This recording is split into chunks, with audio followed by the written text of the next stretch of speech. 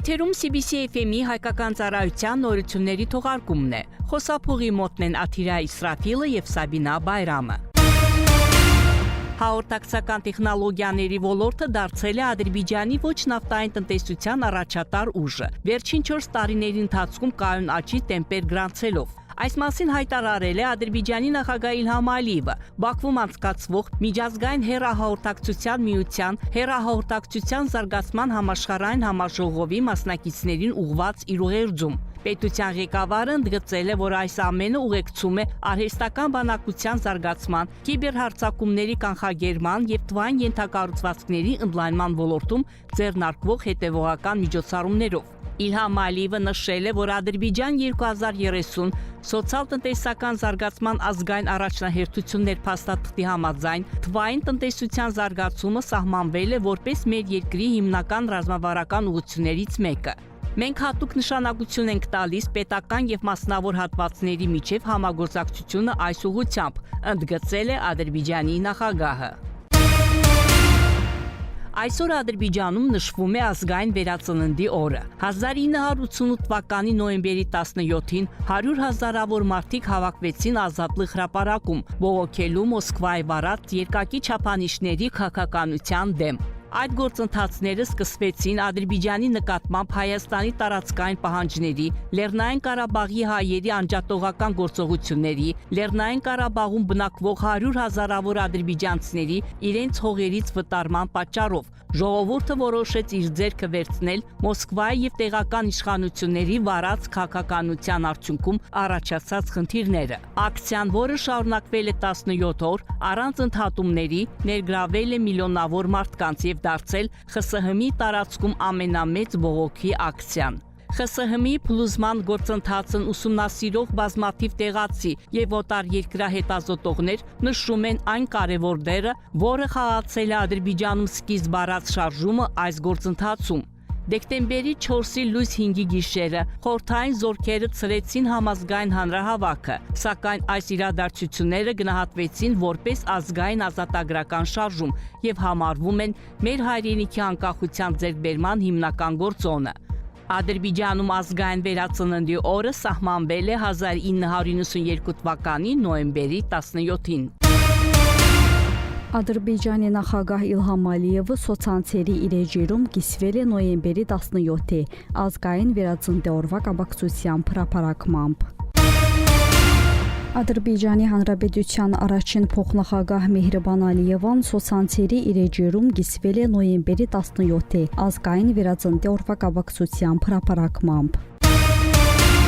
Վերջին ժամանակներում արագ զարգանում են Ադրբեջանի եւ Կենտրոնական Ասիայի երկրների միջև կապերը, որոնք ունեն ընդհանուր պատմական արմատներ, ինչպես նաև մշակութային եւ հոգեվոր արժեքներ։ Այս մասին լրագրողների հետ հարցազրույցում հայտարարել է Ադրբեջանի նախագահի օգնական Հիքմեթ Հաջիևը։ Վերջին ժամանակներում մենք հստակ տեսնում ենք Կենտրոնական Ասիայի երկրների եւ Ադրբեջանի միջև կապերի դինամիկ զարգացումը։ Նախագահի տարածաշրջանի երկրներ կատարած ինտենսիվ այցելությունները, տարածաշրջանային առաջնորդների այցերը, Ադրբեջան եւ մեր գործունեությունը միջազգային կազմակերպությունների շրջանակներում հանդիսանում են Ադրբեջանի եւ Կենտրոնական Ասիայի երկրների միջև ընդլայնվող կապերի հստակ օրինակ, նշել է Հաջիևը։ Զանգեզուրի միջանցքը մեծ հերանեկարներ եւ հնարավորություններ է բացում։ Այսօր ընդունված Ադրբեջան պլյուս Կենտրոնական Ասիա հարթակի շրջանակներում տնտեսական, արևտրային եւ տրանսպորտային ու լոգիստիկ համագործակցության համար, ասել է Հիքմեթ Հաջիևը։ Նա նաեւ խորը երախտագիտություն է հայտնել եղբայրական Ուզբեկիստանին, Կենտրոնական Ասիայի խորհրդատվական հանդիպումներին Ադրբեջանի անդամակցությունը որպես լիիրավ մասնակից աջակցելու որոշման համար։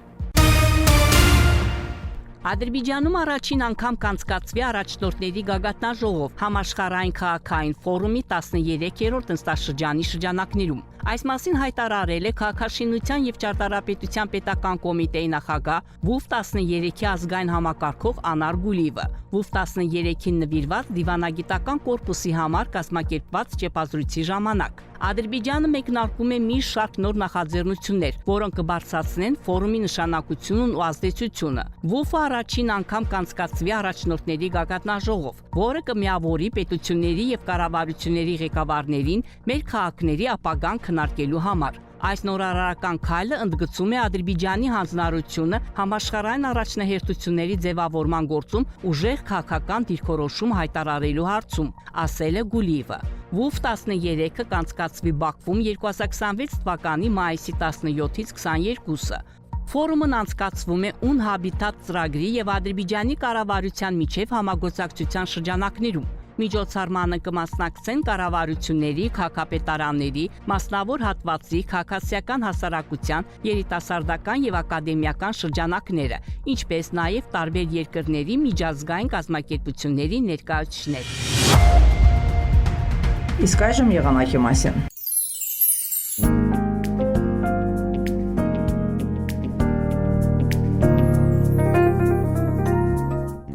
Բաքվում եւ Աբշերոնի թերագուղզում սպասվում է փոփոխական անբավարարություն, հիմնականում առանց ստեղումների եղանակ։ Օրվա ընթացքում հյուսիսարևելյան քամին կփոխարինվի հարավարևելյան քամով։ Օդի ջերմաստիճանը գիշերը կլինի 9-13, ցերեկը 15-18 աստիճան տաքություն։ Ադրբեջանի շրջաններում որոշ վայրերում բարբերաբար անձրև է սպասվում։ Բարձր լեռնային շրջաններում ձյուն, օրվա ընթացքում տեղումները աստիճանաբար կդատարեն։ Որոշ վայրերում բարբերաբար մառախուղ կլինի, քամին արևմտյան։ Օդի ջերմաստիճանը գիշերը կլինի 8-11, ցերեկը 16-19, լեռներում գիշերը 0-4, ցերեկը 4-8 աստիճան տաքություն։ 102.7 FM